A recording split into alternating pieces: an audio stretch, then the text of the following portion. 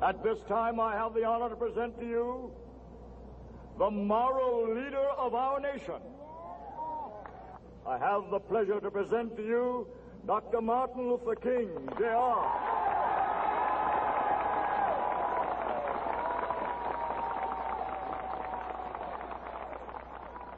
I am happy to join with you today in what will go down in history as the greatest demonstration for freedom in the history of our nation.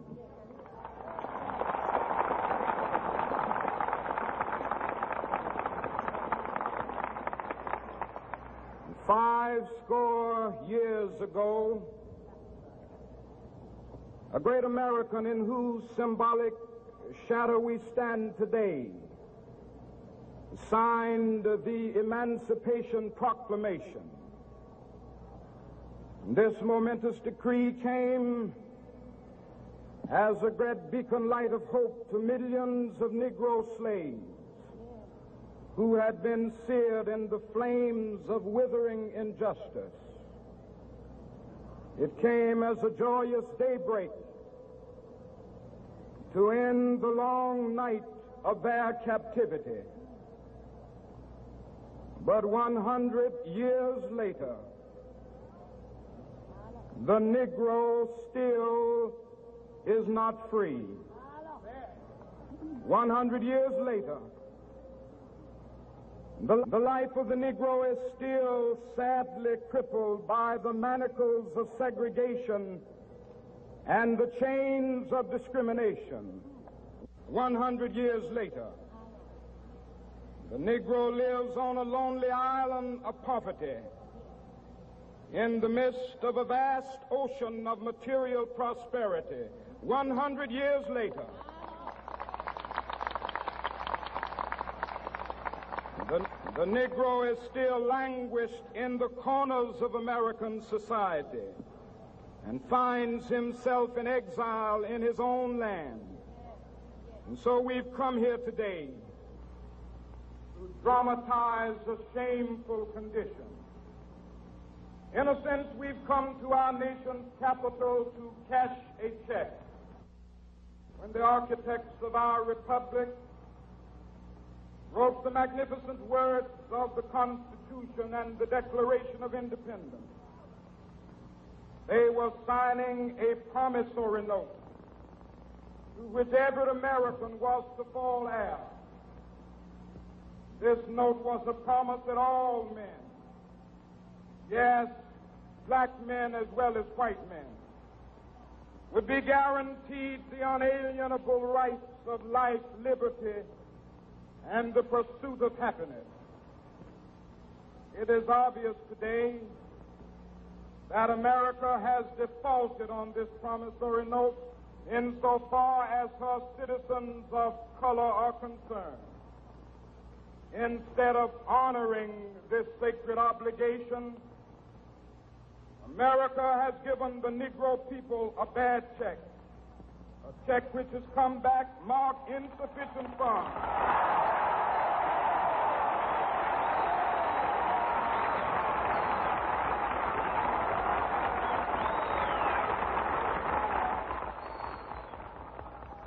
But we refuse to believe that the Bank of Justice is bankrupt.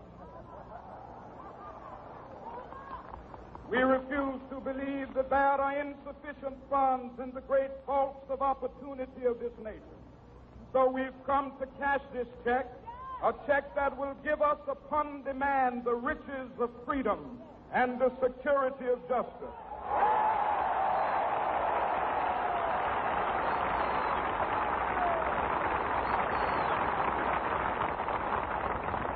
We have also come to this hallowed spot to remind America of the fierce urgency of now. This is no time to engage in the luxury of cooling off or to take the tranquilizing drug of gradualism.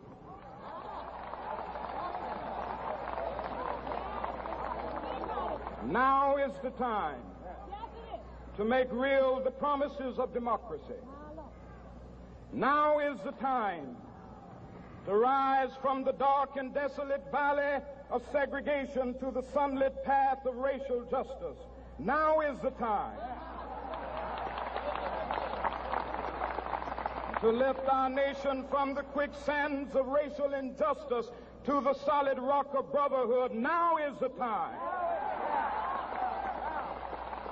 to make justice a reality for all of God's children. It would be fatal for the nation to overlook the urgency of the moment. This sweltering summit of the Negro's legitimate discontent will not pass until that is an invigorating autumn of freedom and equality. 1963 is not an end, but a beginning. Those who hope that the Negro needed to blow off steam and will now be content will have a rude awakening if the nation returns to business as usual.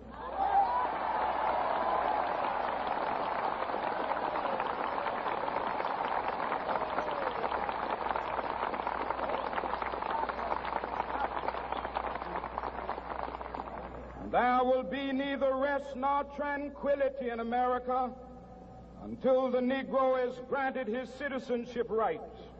The whirlwinds of revolt will continue to shake the foundations of our nation until the bright day of justice emerges. But that is something that I must say to my people who stand on the warm threshold which leads into the palace of justice. In the process of gaining our rightful place, we must not be guilty of wrongful deeds. Let us not seek to satisfy our thirst for freedom by drinking from the cup of bitterness and hatred.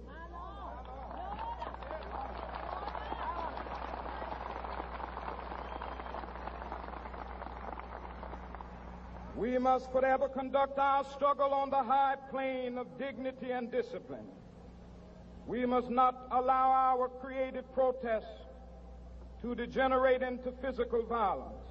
Again and again, we must rise to the majestic heights of meeting physical force with soul force. The marvelous new militancy which has engulfed the Negro community